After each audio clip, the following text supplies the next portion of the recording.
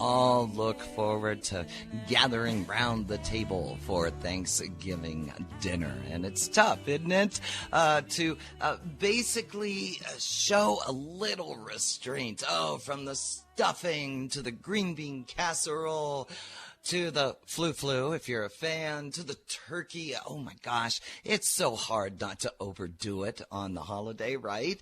And yeah, many of us have experienced the heartburn and the acid reflux after eating a big meal, but don't mean to be a Debbie Downer here. It might be a sign of a more serious problem.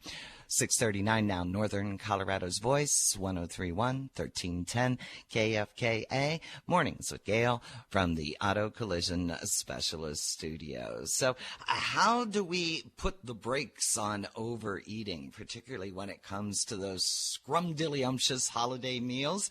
Jonathan Bailor is the founder and CEO of the Inc. 500 fastest growing metabolic healing and diabetes treatment company, SANESolution. He's also a dad, the father of two, and the author of the New York Times bestselling book, The Calorie Myth, How to Eat More, Exercise Less, Lose Weight, and Live Better. And Jonathan, welcome to the show. You had me at the title of your book. Thank you so much for having me.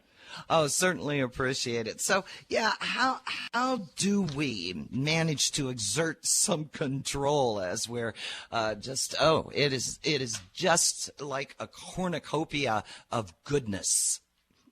Well, I'm going to say something controversial, and I hope that it doesn't ruffle too many feathers. But I'm the health guy here, and I'm going to say don't worry about overdoing it, because here's what I think.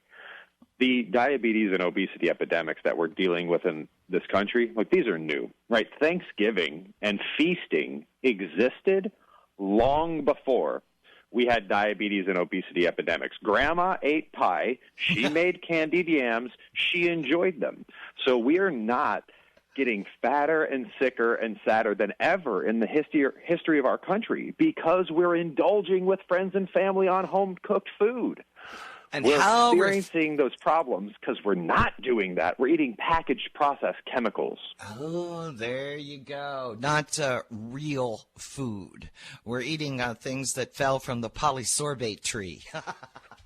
That's exactly right. And we've been taught by the manufacturers of those products that if we just eat less, including on holidays, will be fine. But that's like Philip Morris telling you to just smoke shorter cigarettes. It doesn't make sense. And you make a very good point. So going into that food coma, as I referred to it on Thanksgiving and Christmas, as long as you're not making it a habit, because we're all guilty of that. It's like, let me find my way to the couch and please bring me a piece of some pecan pie with extra whipped cream. It's okay if it's the exception and not the rule. That's exactly right. And that's, in fact, how our bodies were built, right? Our bodies can handle. You think about our ancestors hunting on the savannah, right? If you're able to bring down a bison, you're going to be eating a lot of food real fast. But then you might not for a while. So feasts are part of human nature. It's chemicals that aren't. You know, tell us, I mean, you're a metabolic expert, okay? You understand how our metabolism works, obviously. Why is it, though, and I've found this to be the case, why is it that when you eat a big meal and you're just absolutely, well, a little bit miserable, you're a little stuffed, you're probably not sleeping well because there's a hierarchy there, and my understanding is, yeah, you got to digest before you can catch some Z's, but the next morning, you're hungrier than ever.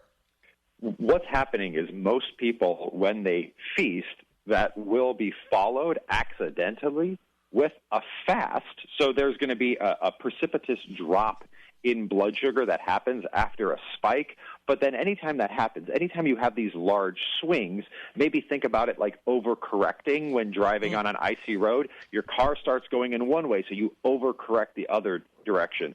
That's what you're going to experience in this case. So, you know, in general, in a perfect world, we're never going to eat until it hurts. Doing anything until it hurts is probably not ideal, but your body can handle it every once in a while. Yeah, it's kind of nature's way of telling you something's wrong. It's like going to the doctor saying, "Doctor, it hurts when I do this with my arm," and the doctor in her infinite wisdom, says, well, stop doing that with your arm. Gotta love it. Jonathan Bailor, healthy living expert, author of The Calorie Myth, How to Eat More, Exercise Less, Lose Weight, and Live Better. It's 6:43 on your Tuesday morning. Northern Colorado's Voice, 103.1, 1310 KFKA. All right, so let's dive into the calorie myth. What we're looking at with the calorie myth is, first of all, not that calories are a myth, but it's similar to what we've been talking about here, that we've been given the guidance that if we're concerned with our weight or concerned with diabetes, the answer is to just eat fewer calories. And that is not only a myth, but it can kill you. And here's what I mean by that. If you walk into a fast food restaurant, they're going to tell you their healthy, literally healthy options are just smaller portion sizes, things under 400 calories. And that's, of course, false, right? Drinking a half can of Mountain Dew isn't healthy just because it's less Mountain Dew and has fewer calories. We need to be looking at the quality of our calories, not the quantity, in order to enjoy our best lives and to never have to worry about deprivation. Oh, that makes all the sense in the world because, particularly when it comes to fast foods, aren't they pretty calorically dense but nutritionally bereft?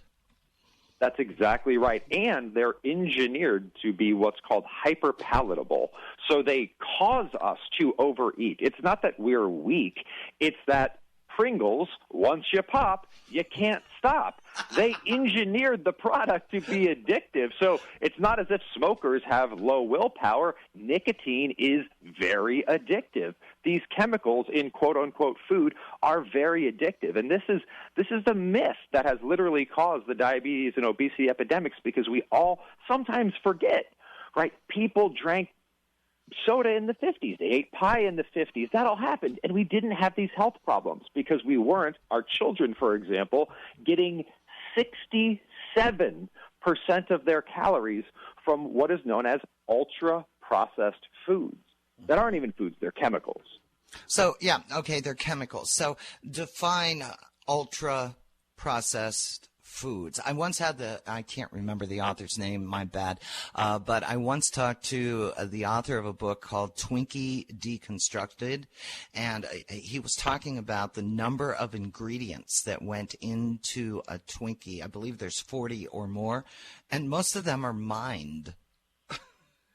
That's exactly right. So what we're talking about when we say ultra-processed foods are not canned green beans, right? Canned green beans are just green beans in a can. They have undergone some processing to put them in a can, but they're still green beans.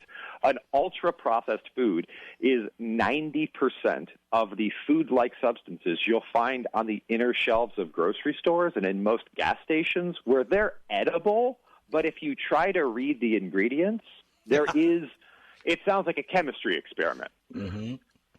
Yeah, and, I still have a problem, and no offense to convenience stores everywhere, but I'm sorry, if you buy convenience store sushi, you're asking for problems.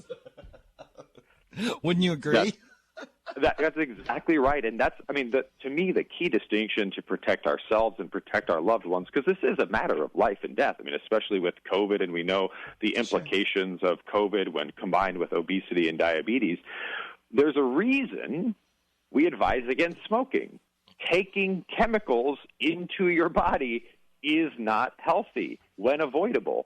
So if our children are consuming 67% of their quote-unquote food that's been saturated with chemicals, look, eating too much turkey is not what we should be worried about. If that makes sense.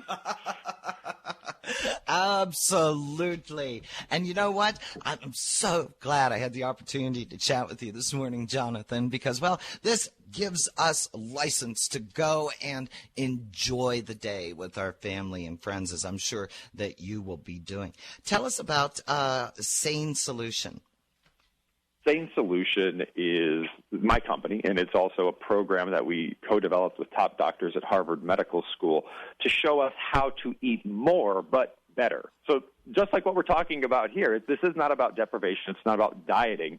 It's about eating more of the right foods so you're too full for these processed chemicals. So this idea of deprivation and portion control really doesn't make any sense. Nobody says portion control your vegetables. Why? Because you should eat an abundance of vegetables. So this is a really exciting opportunity at the holidays because you can eat an abundance of the most effective therapy in the world against obesity and diabetes, and that is high-quality, healthy, nutrient-dense whole foods. And also, we just put out a movie to help you do this with those top docs at Harvard Medical School called Better. And this will show you exactly how not to eat less, but to eat better without deprivation, and you can see that at bettermovie.com. Sounds like a plan. And where can we find your book, The Calorie Myth, How to Eat More, Exercise Less, Lose Weight, and Live Better? Just go over to SANESolution.com. Again, SANESolution.com, and it will have links to all the goodness all over the web. Oh, well, I wish you and yours all the goodness of Thanksgiving and the upcoming holidays as well. And thanks so much for taking the time and, feeding our minds this morning. Thank you.